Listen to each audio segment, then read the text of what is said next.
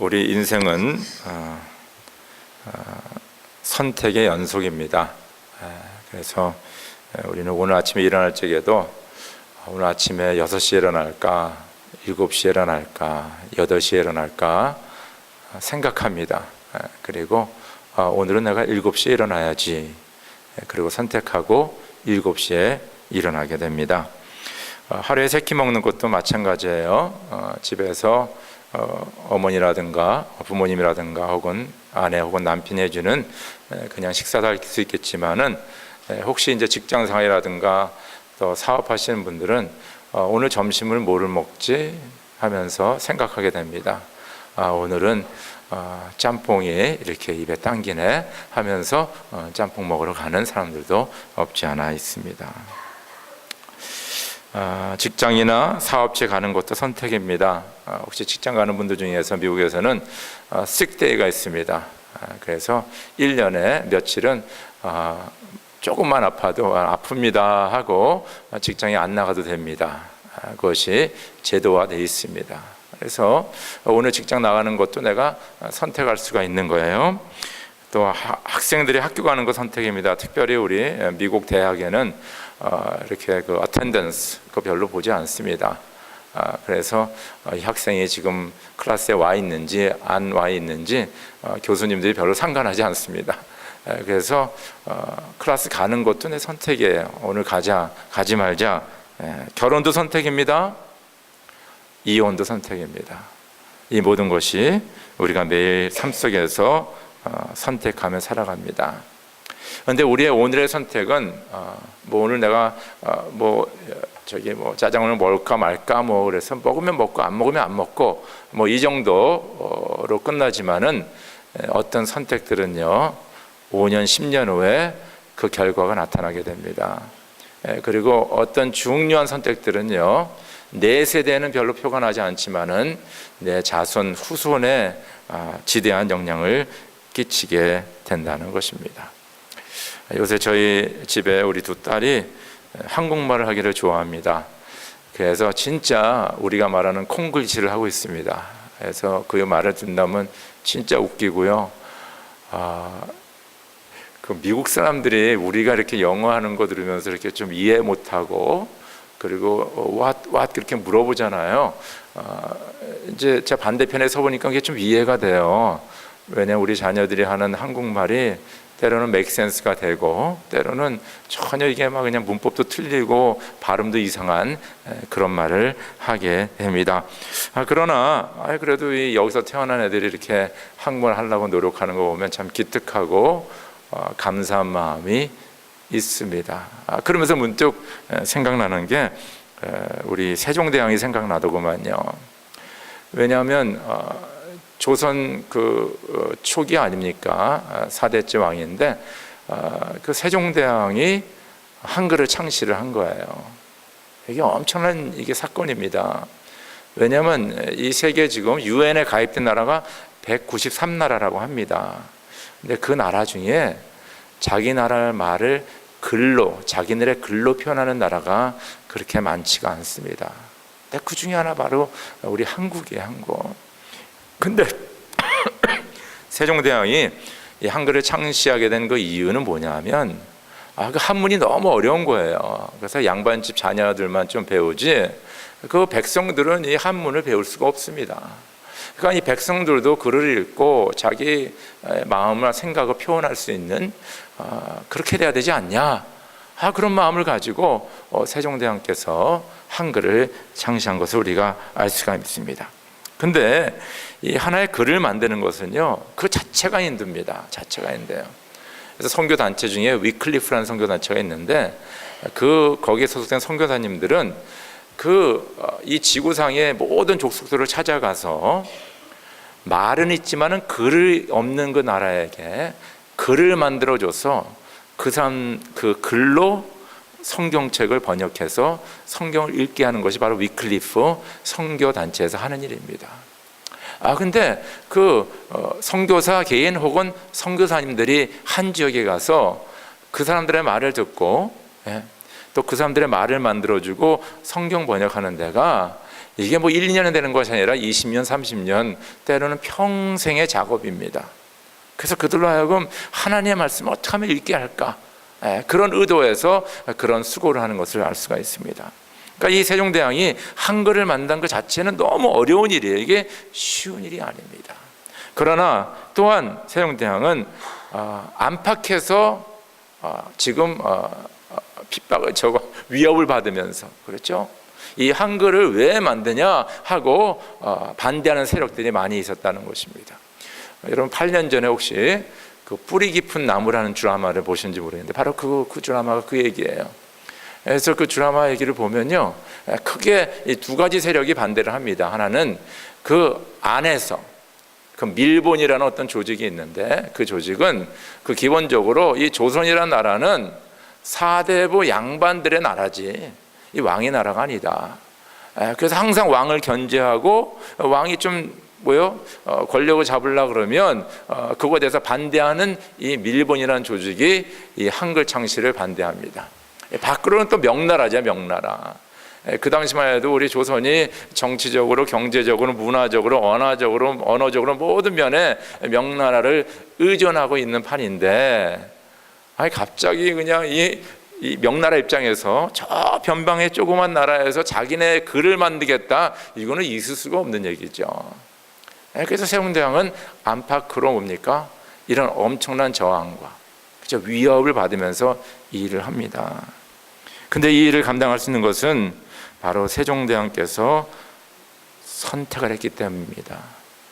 나는 우리 백성을 위하여서, 우리 나라를 위하여서 한글을 만들어야 되겠다. 그런 어려운 위험을 무릅쓰고 그 일을 감행해서 지금 500여 년이 지난 이때 저 여러분들이 지금 이렇게 한글을 써가면서 뭡니까? 이렇게 자유스럽게 우리나라만을 가지고 소통할 수 있다는 것입니다. 그러니까 한 사람의 선택이 그냥 그 하루에 그 순간에 끝나는 수도 있겠지만은 어떤 때는요, 이것이 자손 대대로 후손에게 엄청난 영향을 끼치는 그런 결단이 될 수가 있다는 것입니다. 저는 신앙은 삶의 결단이라 이렇게 생각합니다. 우리가 예수를 주와 구원자로 영접하여 하나님의 자녀가 되었습니다. 그렇죠? 그리고 나는 주님을 믿고 삽니다, 이렇게 고백합니다. 그러면 내가 예수를 주와 구원자로 영접하고 예수를 믿고 산다는 그 삶이 뭡니까? 그 삶이 바로 오늘이라는 이 현실 속에서 매일매일 내가 선택을 하면서 살아야 된다는 것입니다. 그렇기 때문에 우리의 믿음의 삶은 현실입니다. 이거는 어느 그냥 뜬구름 잡는 얘기도 아니고 어떤 진공 상태에서 이루어지는 것이 아니고 오늘 내 현실 속에서, 내 가정에서, 내 직장에서, 내 사업장에서 나는 믿음의 삶을 살아간다는 것입니다. 우리 이민생활 하신 분들은 다 또 뭐 한국도 마찬가지죠. 우리 모두 다 의식주, 그렇죠? 여기서 먹고 사는 것, 뭐 집 사는 것, 자동차 굴리는 것, 자녀 교육하는 것, 이것이 다 우리의 삶에 아주 직접적으로 연결되어 있는 것입니다. 그래서 우리가 직장 나가고 일하는 모든 것이 바로 우리가 먹어야 되고, 집을 페이먼해야 되고, 자동차를 굴려야 되고, 자녀를 교육해야 되는 그런 현실적인 우리가 직면한 문제이며 상황입니다. 이것을 우리가 부인할 수가 없어요. 그래서 우리가 직장이나 사업장을 이렇게 운영하다 보면 때로는 이렇게 주일 나와서 예배 드리는 시간과 겹치는 경우가 있어요. 그래서 뭐 대부분의 사업장과 직장은 뭐 1년에 한두 번 혹은 서너 번 이렇게 겹치니까 뭐 그때는 집에서 예배를 드린다든가 아니면 가까운 교회 가서 예배를 드리다든가 하여튼 그런 방식으로 해서 우리가 몇 주를 이렇게 지나게 됩니다. 근데 어떤 직종은요, 매주 가서 일을 해야 돼요. 매주 가서 가게를 오픈해야 돼요. 매주 시간이 겹치게 됩니다. 그러면 우리 신앙인으로서 내가 이민 와가지고 이민 생활할 적에 혹은 한국에서 생활할 적에 내가 결정을 내려야 돼. 선택을 해야 돼요. 내가 돈을 벌기 위해서, 먹고 살기 위해서, 자녀 교육을 위해서 내가 매주 주일마다 가서 일할 것인가, 아니면 내가 돈을 좀 덜 벌더라도 좀 힘들더라도 내가 주일날은 쉬고 하나님 앞에 나와 예배드릴 것인가? 이건 아주 현실적인 결단입니다. 이 선택을 해야 돼요. 목사님 우리 먹고 살아야 되지 않습니까? That's right. 그렇죠? 먹고 살아야죠. 그런데 저도 미국에서 오래 살고 이렇게 살아보니까 꼭 주일날 일을 안 해도, 꼭 시간이 겹치지 않더라도 먹고 사는 사람 너무 많고요. 그런 길들도 많이 있어요. 내가 좀 생각해 보면요. 이건 내 결단이에요. 내 선택이에요, 여러분들. 이게 현실입니다, 여러분들. 그러니까 내가 예수를 믿고 따를지 그 삶을 살아갈지는 내가 오늘 이 현실 속에서 내가 선택하면서 살아야 되는 것을 여러분들 꼭 기억하시기 바랍니다. 오늘 우리가 본문을 읽어보면요, 이제 여호수아와 그 백성들이 가나안 땅을 정복하지 않습니까? 그러면서 여호수아가 백성들을 모아놓고 지도자를 모아놓고 오늘 선택하라 그러는 거예요. 왜냐하면 너희들이 앞으로 너희 든빵이나 너희 자손들이 여기서 쭉 살 텐데, 여기는 이방신들이 있고 이방신들의 문화가 있고 그들의 종교 예식이 있고 여러 가지 그런 너희들을 시험하고 유혹하는 것들이 너무너무 많을 거다 이거예요. 또 우리 신앙인의 가치관, 하나님을 섬기는 그 가치관이 있는 반면에 또한 이 세상의 가치관들이 그 땅에 있다는 것입니다. 이런 가운데서 여호수아는 오늘 얘기하는 거예요. 선택해라. 네 여기는 어떻게 살 것이냐. 이 선택은 지금 너 자신 개인뿐만 아니라 너의 가정의 미래도 달려있고, 너희 가정뿐만 아니라 지금 이 때뿐만 아니라 앞으로 너희 후손들에게 100년, 200년, 500년, 1000년 계속해서 미칠 엄청나게 중요한 선택이 될 것이다 라고 얘기하고 있다는 것입니다. 상당히 중요하죠.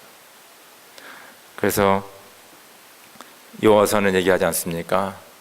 오직 나와 나의 집안은 주님만을 섬길 것입니다. 그렇게 여호와서는 고백하는 것을 알 수가 있습니다. 자, 그러면 우리가 이 선택을 하는 데 있어서 뭐를 근거로 선택하느냐, 그것이 상당히 중요합니다. 오늘 우리 교환을 보시고 우리 첫 번째 보도록 하겠습니다. 1번 같이 읽어보겠습니다. 하나님의 은혜의 역사를 기억하라, 감사하라, 고백하라. 우리 말씀도 같이 읽을까요? 시작. 주 우리 하나님이 친히 우리와 우리 조상을 이집트 종 되었던 집에서 이끌어내시고 우리가 보는 앞에서 그 큰 기적을 일으키셨습니다. 또 우리가 이리로 오는 동안에 줄곧 우리를 지켜주셨고 우리가 여러 민족들 사이를 뚫고 지나오는 동안에 줄곧 우리를 지켜주셨습니다. 그리고 주님께서는 이 모든 민족을 이 땅에 사는 아모리 사람까지도 우리 앞에서 쫓아내셨습니다. 그러므로 우리는 주님을 섬기겠습니다. 오직 그분만이 우리의 하나님이십니다. 그렇죠? 자, 이스라엘 백성들이 주님만을 섬기겠다고 지금 선택하고 고백하는데, 그것은 그냥 뜬구름 잡는 그런 얘기가 아니라 그들의 역사적인 팩트, 역사적인 사실을 가지고 그들이 고백하고 있는 것을 우리가 알 수가 있습니다. 오늘 읽은 거 잠깐 요약하면 이집트에서 노예로 사는 우리들을 하나님께서 구원해 주셨습니다. 광야 40년 동안 생활하면서 만나와 메추라기와 구름기둥과 불기둥과 반석에서 물을 내어주시고 우리로 그 어려운 광야 생활을 살아갈 수 있게 도와주셨습니다. 광야 생활을 마치고 이제 가나안 땅을 정복하는 그 길에서 그 여러 족속들이 우리의 길을 가로막고 있었는데 우리를 그때 지켜주시고 그 적들과 싸워서 승리케 하시고, 그리고 끝내는 요단강을 건너 이 좋은 가나안 땅을 정복할 수 있도록 하나님께서 우리와 함께 하시고 도우셨습니다. 그러니까 이 백성들의 고백은 그냥 하나님이 좋아요, 하나님이 계시다, 이런 어떤 그런 지식적인 아니 철학적인 그것을 근거해서가 아니라 역사적인 하나님의 구원의 역사를 바탕으로 그들이 결정하는 것을 우리가 알 수가 있습니다. 저희들이 예수님을 믿는데요, 우리가 믿는 예수님도 바로 역사적인 사건을 근거로 우리가 예수를 믿는 것입니다. 이것을 꼭 기억하셔야 돼요. 그래서 이단과 이단 진리를 고수하는 우리 기독교와 약간 그 사이비로 이단 쪽은 뭐냐면 그 사람들은 역사적 예수를 인정하지 않습니다. 그냥 그런 좋은 사람이 있었을 것 같다, 이런 식으로 성경에 있는 이야기를 얘기합니다. 그래서 성경에 있는 이야기를 하나의 신화적으로 얘기하지 역사적 사건으로 얘기하지 않습니다. 그러나 예수를 온전하게 믿는 사람들은 이 예수는 역사적인 인물이고 또 성경에 있는 사건들은 역사적인 사건이라고 그렇게 믿습니다. 그렇게 받아들이고 있습니다. 예수님은 2000년 전에 이 세상에 사셨습니다. 이것은 꼭 성경뿐만 아니라 그 당시의 문헌에도 예수에 대한 이야기가 나와 있습니다. 예수님은 십자가에 달려 돌아가셨습니다. 그리고 사흘 만에 부활하셨습니다. 그러니까 우리의 이 믿음은요, 바로 예수의 십자가의 죽음과 부활에 근거하고 있는 거예요. 예수님의 뭐 도덕적인 측면, 뭐 이웃을 사랑하라, 원수를 내 몸같이 사랑하라, 뭐 이런 개념이 아니라 바로 이 예수가 나를 위해 십자가에 돌아가셨고 사흘 만에 부활하셨다는 그 역사적인 것에 근거한 믿음이 바로 우리의 믿음이에요, 여러분들. 이것을 꼭 기억하시기 바랍니다. 예수님이 십자가에 돌아가실 적에 예수님의 죽음을 지켜본 제자들과 예수를 따르는 사람들이 있었어요. 예수님이 3일 만에 부활하시고 제자들에게 나타나셨고 그를 따르는 자들에게 나타나셨고 그 500의 형제에게 동시에 나타나셨습니다.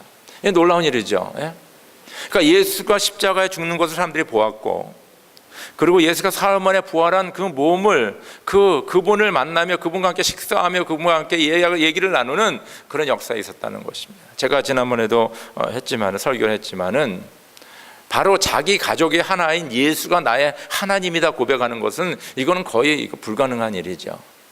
왜냐하면 그 예수 형제들이 예수가 하나님이라고 고백할 수 있었던 건 바로 예수가 죽는 것을 보았고 예수가 부활한 것을 보았기 때문에 자기 형이라도 자기 아들이라도 당신은 하나님이라고 고백할 수 있었다는 것입니다. 초대교회 역사를 보면요, 초대교회 하면 이제 예수님 승천서부터 이제 로마 제국이 기독교를 인정할 그때 한 300년을 초대교회라 그렇게 얘기합니다. 근데 초대교회 역사를 보면 10가지 핍박이 있었어요. 그죠? persecution. 그 10가지 핍박이 있었는데 첫 번째 핍박이 바로 네로 황제의 핍박입니다. 이게 바로 주 64년경에 일어난 일인데, 이 네로가 이 미친 사람입니다. 이 네로 황제가 이 미친 사람이 그 로마에 불을 질러서 로마시에 불을 질러서 3분의 2가 불을 다 없어져 버립니다. 그러니까 이 로마 시민이 완전히 이제 이게 뒤집어진 거예요. 저 로마 황제 네로를 내리자 하면 그냥 여러 가지 반란이 일어나고 난리가 났습니다. 이것을 어떻게 정치적으로 수습을 해야 되는데 그 머리 생각나는 게 뭐냐면 로마 도시를 불지른 거는 크리스천들이다. 그러면서 여론이 자꾸 바뀌기 시작하는 거예요. 그래서 그냥 로마 제국의 군사들을 비롯해서 사람들이 크리스천들을 잡으러 다녔습니다. 그래서 그때 그 첫 번째 핍박 때 많은 사람들이 맹수의 밥이 되기도 하고요. 그리고 이 네로가 뭡니까? 이 로마의 큰 길을 밝히는데 그 크리스찬들을 십자가에 매달아 그들을 뭡니까? 불을 질러서 그 불로 하여금 길을 밝히는 그런 엄청난 핍박이 그리스도인들에게 있었다는 것입니다. 그런데 놀라운 사실은 그 가운데서도 크리스찬들은 예수가 하나님이시고 예수가 십자가에 달려 돌아가시고 부활하신 우리의 구세주시다라는 것을 그들은 고백했다는 것입니다. 이것은 그냥 어떤 뜬구름 잡는 이야기에서 나온 것이 아니라 이런 어떤 역사적인 사실에 근거해서 그들이 그런 핍박 가운데서도 그들의 믿음을 지킨 것을 우리가 알 수가 있다는 것입니다. 우리의 신앙은 이렇게 전수되어 온 것입니다. 그래서 우리 한국의 한국 초대교회, 그렇죠? 이지시대 때 그때 믿음을 지킨 선조들을 보면요, 신사참배라는 게 있지 않았습니까? 그럼에도 불구하고 믿음을 지켜 때로는 감옥에 들어가고 목숨을 잃은 사람들이 많이 있었고, 또 6.25 공산 치하에 있을 적에 공산당이 제일 싫어하는 게 하나님을 믿는 거 아닙니까? 기독교인들을 제일 싫어합니다. 그래서 총과 칼을 겨누면서 예수 믿는 자들을 많이 죽인 것을 알 수가 있습니다. 그때에도 우리의 믿음의 선조들은 뭡니까? 믿음을 지켰다는 거예요. 이것은 뭐냐면 바로 하나님의 은혜 역사를 기억하며 감사하며 고백하는 그런 신앙의 삶이 있었기 때문에 그들은 바로 예수를 택하고 그 상황 속에서도 예수를 택하며 살아가는 그런 신앙의 삶을 살았다는 것입니다. 우리가 예수를 오래 믿다 보면요, 그냥 하나의 전통, 그리고 하나의 뭡니까?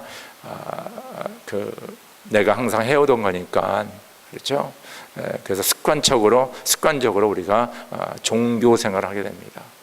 그러나 우리가 믿는 예수는요, 그런 어떤 트래디션이라든가 어떤 종교적인 생활에서 발생된 것이 아니라 바로 예수의 십자가의 죽음과 부활의 근거에서 저를 믿는 자는 멸망치 않고 영생을 얻게 하려는 하나님의 구원의 은혜에 근거한 것을 믿으시기 주 여러분을 축원합니다. 그래서 백성들이, 주님께서는 우리를 에집트에서 구원하지 않았습니까?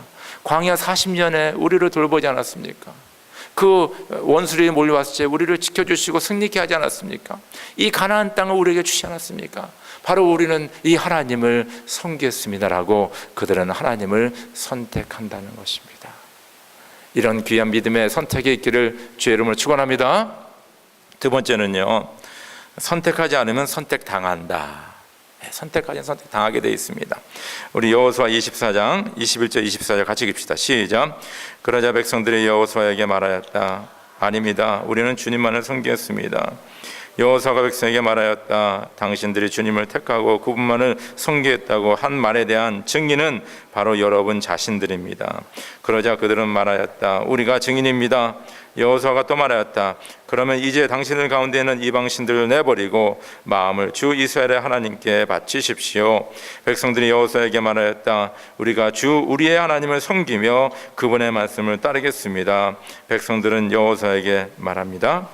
우리는 주님만을 섬기겠다. 그렇죠? 오늘의 말씀을 보면요, 여호수아는 지금 두 가지를 얘기하고 있습니다. 하나는 뭐냐 하면, 오늘 당신들이 우리가 여호와만을 섬기겠다 한 그 말의 증인은 여러분 자신들이라는 거예요. You are the witness. 참 놀라운 얘기죠. You are the witness. 다른 사람이 아니라는 거예요. 저와 여러분들 오늘 믿음을 고백하는 거는 내 자신이 증인이라는 거예요. 옆에 사람이 아니라는 거예요. 세상이 아니라는 겁니다. 이것은 내가 자유의지를 가지고 내가 선택하는 거예요. 그리고 나 자신이 이 선택에 대한 모든 책임이 있는 것을 말하고 있다는 것입니다. 두 번째는, 그러면 이제 당신들 가운데 있는 이방신들을 내버리고 마음을 주 이스라엘의 하나님께 바치십시오. 이 말은 뭐냐면, 내가 앞으로 이 모든 삶을, 이 믿음의 삶을 살겠다는 그 고백이라는 거예요. 이방신을 버리겠다는 거예요. 그러니까 이때도 지금도 그 이 말을 듣는 백성들 가운데는 주머니에 뭡니까? 조그만 그 신상 있잖아요. 드라빈 같은 것들. 그 파켓 몬스터라 그러죠. 우리 포키만이라 그러는데, 그런 것들을 주머니에 지니고, 또 뭡니까? 부적 같은 거를 이렇게 옷 사이에 집어넣고, 그런 자들이 아직도 있다는 거예요. 당신들의 입으로 고백했으니까 이제 당신들이 이 모든 것을 버리고 오늘 보니까 마음을 주님께 바칩시다. 마음이라는 건 뭐냐면요, 우리의 생각 그런 것도 얘기하지만은 이 히브리어 원어를 보면 마음이라는 건 심장을 얘기합니다. 심장. Give your heart. 이 심장이 지금 우리 가슴 안에서 이렇게 뛰고 있지 않습니까? 지금 피를 지금 펌프하고 있지 않습니까? 이 심장이 멎으면 우리 죽지 않습니까? 이 심장, 살아있는 심장을 주님께 바치라라고 지금 얘기하고 있다는 것입니다. 이런 결단, 이런 선택을 말하고 있다는 것입니다. 우리가 이 선택하지 않으면요, 세상이 우리 대신 선택해 줍니다.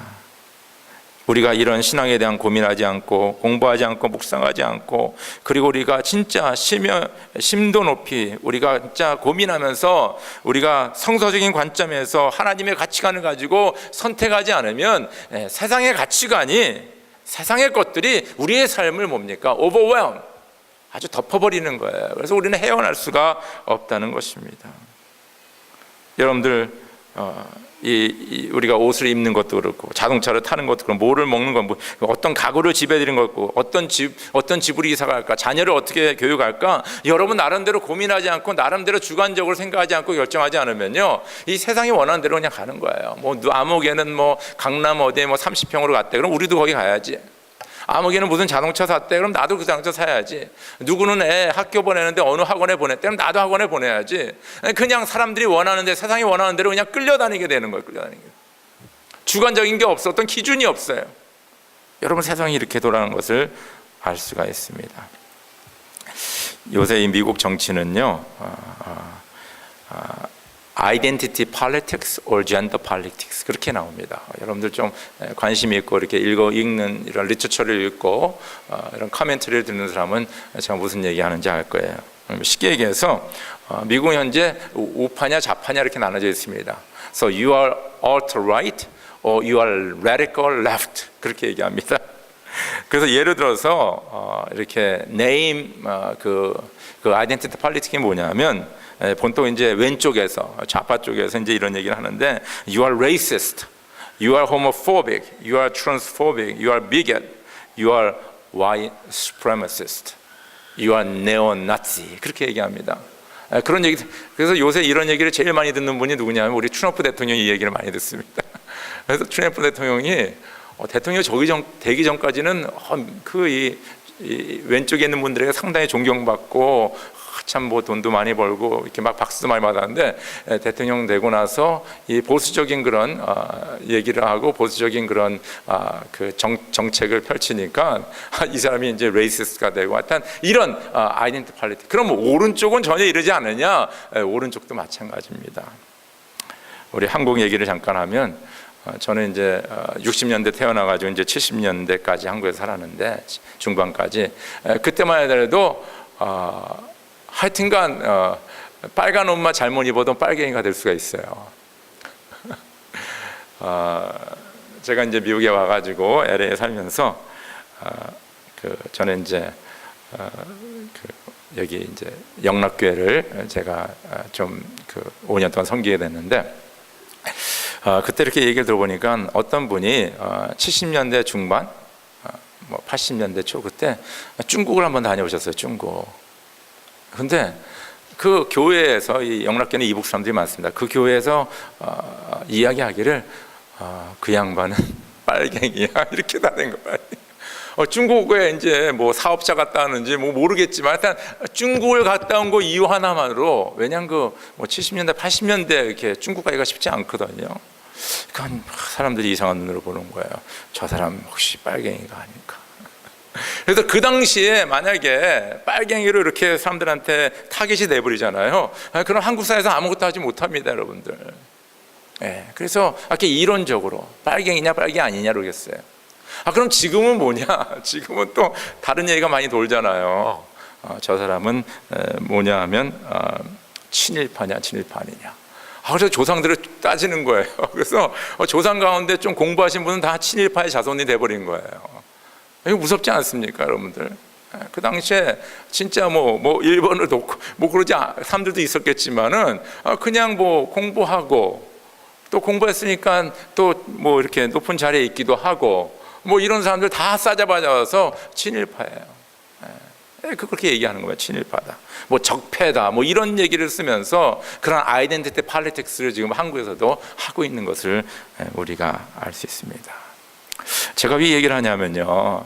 저 여러분들이 하나님 안에서 올바른 신앙의 선택을 하지 않으면 그런 우리의 올바른 아이덴티티가 정해지지 않으면 세상에서 저 여러분들을 이렇게 레이블을 붙여준다는 거예요. 그래서 세상이 붙여주는 레이블을 가지고 그 캐테고리에서 살아가게 되는 거예요. 그거 꼭 생각하시 바랍니다. 그래서 저 사람이 진짜 교회는 다니는데 예수를 믿는지 안 믿는지 이런 것에 사람들이 많은 의심을 갖게 되고요. 무엇보다도 우리의 존재 자체가 하나님의 중심으로 생기는 존재가 아니라 세상이 우리에게 부여해주는 그 이름을 가지고 살아가는 그냥 세상 속의 한 사람으로 끝나게 되는 것을 우리가 알 수가 있습니다. 그래서 성경에서는 하나님 아버지가 거룩하니 너희도 거룩하라. 이 거룩하라는 거는요, 뭐 이렇게 큰 모자를 쓰고 뭐 멋있는 옷을 입고 뭐 이렇게 금 같은 거를 주렁주렁 달고 뭐 이런 개념이 아니라 세상과 구별된 것을 얘기합니다. 너희가 세상과 구별돼야 되지 않냐. 하나님과 세상과 다르고 구별된 것처럼 너희도 하나님의 자녀로서 이 세상에서 뭔가 달라야 되지 않냐. 뭔가 달라야 되지 않냐. 예수를 믿는 사람은 생각이 다릅니다. 행동이 다릅니다. 인생의 목적이 다릅니다. 예수 믿는 사람 안에는 생명이 있습니다. 담대합니다. 그 안에는 소망이 있습니다. 긍정적입니다. 적극적입니다. 이것이 바로 우리의 삶에서 자연적으로 나타나게 된다는 것입니다. 그래서 우리가 하나님을 선택하지 않으면요, 세상이 우리를 선택하게 됩니다. 우리에게 이런 레이블을 씌워주는 거예요. 그래서 우리는 이 세상에서 빛의 직분을 감당하지 못하고 그냥 세상에 묻혀서 그냥 살아가게 된다는 것입니다. 선택하셔야 됩니다. 주님을 선택해야 됩니다. 우리 세 번째, 우리 한번 같이 읽을까요? 시작. 오직 나와 나의 집안은 주님만을 섬기겠습니다. 우리 같이 읽읍시다. 시작. 주님을 섬기고 싶지 않거든 조상들이 강 저쪽에 메소포타미아에 섬기던 신들이든지 아니면 당신들이 살고 있는 땅 아모리 사람들의 신들이든지 당신들이 어떤 신들을 섬길 것을 오늘 선택하십시오. 나와 나의 집안은 주님을 섬길 것입니다. 그렇죠? 여호수아는 모든 백성에게 이런 옵션을 얘기하면서 오늘 선택하라 얘기하면서 자신이 얘기합니다. 나와 나의 집안은 주님을 섬길 것입니다. 여호수아 자신은 주님을 선택하게 됩니다. 이 성경에서 하나님의 구원의 역사를 이렇게 연구하다 보면요, 개인의 구원과 가족의 구원이 항상 연결되어 있어요. 이게 놀라워요. 우리는 상당히 개인주의적이라서 나만 믿고 예수 믿고 천당 이렇게 생각하는데, 이 성경을 쭉 보면, 구약과 신약을 보면요, 개인의 구원과 그가 속한 가정의 구원이 항상 연결되는 것을 우리가 알 수가 있습니다. 예를 들어서 아브라함이 하나님의 부르심을 받아 본토와 친척 아비의 집을 떠나 이제 약속한 땅으로 가게 됩니다. 그때 하나님께서는 아브라함을 택하시고 그에게 약속을 주시고, 그리고 하나님과 아브라함 사이에 언약을 맺는데 그 언약의 상징이 바로 할례입니다. 근데 너는 나의 언약의 사람이다 라는 것을 아브라함뿐이 아니라 아브라함에 속한 모든 가족들에게, 남자들에게 할례를 베푸게 합니다. 놀라운 사실이죠. 아니, 아브라함이 예수님 하나님 말씀 듣고 떠났는데 왜 온 가족이 다 아브라함과 함께 할례를 받게 됩니까? 개인의 구원과 가족의 구원이 함께 연결되어 있습니다. 여러분, 출애굽에 보면요, 하나님께서 이제 애굽의 마지막 재앙을 내리실 적에 어린 양의 피를 문설주에 발라라. 그러면 그 안에 있는 장자가 구원을 받으리라. 근데 여기 장자가 뭐냐면, 장자는 바로 그 가문을 이어가는 사람 아닙니까? 그 장자가 구원을 받는다는 것은 뭐냐 하면 바로 그 온 가문이 바로 어린 양의 피를 통하여서 구원을 받는다는 것을 이야기하고 있다는 것입니다. 여리고성을 점령할 때 라합이 그 정탐꾼들을 받아주지 않습니까? 근데 놀라운 사실은요, 라합만 구원받는 것이 아니라 라합에게 속한 모든 가족이 구원을 받아요. 여호수아는 그 땅을 정탐하러 갔던 두 사람에게 말하였다. 그 창녀의 집으로 들어가서 너희가 맹세한 대로 그 여인과 그에게 딸린 모든 사람을 그곳에서 데리고 나오너라. 그날의 그 라합의 집안에 있는 모든 사람은 다 구원을 받았다는 것입니다. 예수님도 삭개오를 만나시고 삭개오의 집에 가서 식사하시고 예수님이 이렇게 말씀하십니다. 오늘 구원이 이 집에 이르렀다. 이 집에 이르렀다. 빌립보 간수를 향하여서 사도 바울이 이렇게 얘기합니다. 주 예수를 믿으시오. 그리하면 그대와 그대의 집안이 구원을 얻을 것입니다. 할렐루야. 여러분, 여호수아는 나와 나의 집안은 주님만을 섬길 것입니다. 이것은 여호수아 개인의 어떤 선택, 그러나 모든 가정에게 끼치는 영향이 있고 그 가정뿐만 아니라 자손 대대로 그 하나님을 선택할 것이 놀라운 하나님의 은혜와 축복으로 그 결과가 나타난 것을 알 수가 있습니다. 여러분과 저가 부모로서 이 세상을 살아가는데 우리 부부, 우리 자녀들만 생각합니까? 아니에요. 우리 자녀가 누구를 만나서 어떻게 결혼을 하고 어떤 생활을 하고 자녀들을 낳고 또 그들의 후손이 어떻게 되고 그것까지 우리 생각하게 되죠. 그런 과정 속에서 그냥 애가 공부 잘해서 밥 먹고 사는 그 정도 생각하십니까? 아니면 우리 자녀들이 믿음 생활하고 제대로 주님을 섬기고 우리의 자녀들이 하나님을 섬기고 그 후손 대대로 하나님을 섬겨서 하나님의 복을 받아 하나님의 영광을 드러내고 이 세상에서 진짜 사람들이 존경하는 인물이 되기를 여러분과 저가 원하지 않겠습니까? 바로 그 선택이 오늘에 있다는 것입니다. 미국 18세기에 어떤 분이 그 두 사람의 후손을 연구하였습니다. 두 사람, 한 사람은 맥스 죽스의 가문, 하나는 조나단 에드워드. 아마 여러분들 들으셨을 거예요. 제가 이 아리커를 읽어드리겠습니다. 18세기에 살았던 맥스 죽스의 가문과 조나단 에드워드의 가문의 이야기입니다. 어떤 사람이 이들의 가문을 추적하였습니다. 맥스 죽스는 무신론자였습니다. 결혼도 역시 무신론자와 했습니다. 그의 후손은 조사 시 560명이었습니다. 150명이 범죄자였고 100명이 술주전병이었고 3분의 1이 정신병을 앓고 범죄자 중 7명이 살인자였고 301명이 거지였습니다. 절반 이상이 목맹자였습니다. 그 가게의 반 이상 여자들이 창녀였습니다. 한편 죽스와 동시대를 살았던 사람인 조나단 에드워드는 하나님을 삶의 첫 번째 자리에 모신 믿음의 사람이었습니다. 그는 경건한 믿음의 여자와 결혼해서 1394명의 자손을 두었습니다. 그중 295명이 대학을 졸업했고 그들 가운데 13명이 대학 총장이 되었고 65명이 교수였으며 3명이 연방 상원 의원으로 선출되었고 3명은 주치사였고 30명은 판사였고 102명은 변호사였고 56명은 의사, 75명은 군대 장교가 되었습니다. 100명은 유명한 선교사 목사가 되었고 작가가 되었으며 1명은 미국 재무부 장관이 되었고 또 다른 사람은 미국의 부통령이 되었습니다. 이것이 모든 사람의 그 삶과 그 가문에 대해서 대표하는 건 아닙니다. 이것은 그냥 하나의 예입니다. 예인데 너무나 이게 두드러지게 차이가 나지 않습니까? 근데 저는 이 구약의 성경 말씀 중에서 하나님을 믿고 교하는 자에게는 자손 천대 만대에 이르러 내가 복을 주겠다 하는 그 말씀 저는 항상 마음에 새기고 있습니다. 그럼 그것이 어떻게 이루어지느냐? 그냥 내가 믿어서 되는 것이 아니라 내가 잘 믿고 내 자녀들을 잘 믿음으로 교육하고 그 자녀들이 또 예수를 잘 믿고 그 자녀들을 잘 가르치고 그 믿음이 계속해서 전수될 적에 자손 대대로 하나님의 복을 받는 복된 가문이 되는 것을 믿으시기 여러분으로 축원합니다. 저 여러분들은 선택해야 됩니다. 인생은 선택이에요. 밥 먹으러 가는 것도 선택이고 옷 입는 것도 선택이고 아침에 일어나는 것도 선택이고 일하는 것도 선택입니다. 오늘 여호수아는 백성들에 말하는 겁니다. 선택하라, 선택하라. 나와 나의 집안은 오직 주님만을 섬기겠습니다. 우리 함께 기도드리겠습니다.